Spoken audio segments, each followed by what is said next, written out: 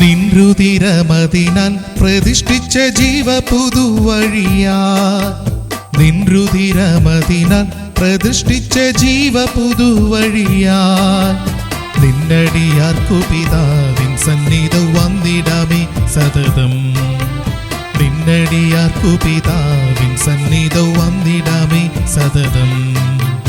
വന്ദനം യേശുപര, നിനക്കെന്നും വന്ദനം യേശുപര, വന്ദനം യേശുപര, നിനക്കെന്നും വന്ദനം യേശുപര. വന്ദനം ചെയ്യുന്നു നിന്നടിയാർ തിരുനാമത്തിനാദരവാ,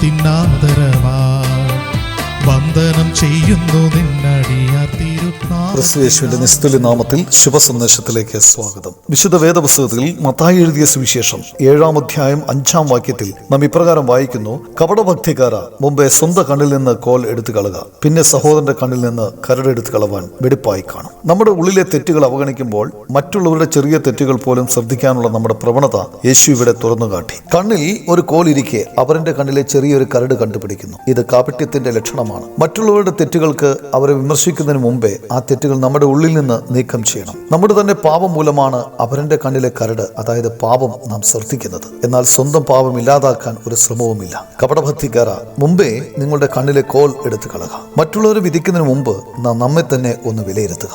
നാം ദൈവം മുമ്പാകെ പാപികളാണ്. പാപികളായ നമ്മെ പാപത്തിൽ നിന്ന് വീണ്ടെടുക്കുവാൻ കർത്താവായ യേശുക്രിസ്തു നമുക്ക് പകരമായി കാൽവരി ക്രൂശിൽ രക്തം ചീന്തി മരിച്ചു. 3-ാം ദിവസം മരിച്ചവരുടെ ഇടയിൽ നിന്നും ഉയർത്തെഴുന്നേറ്റു. യേശുക്രിസ്തുവിന്റെ രക്തം സകല പാപവും പോക്കി നമ്മെ ശുദ്ധീകരിക്കുന്നു. അവനിൽ വിശ്വസിക്കുന്നവർക്ക് പാപങ്ങളുടെ മോചനമെന്ന വീണ്ടെടുപ്പുണ്ട്.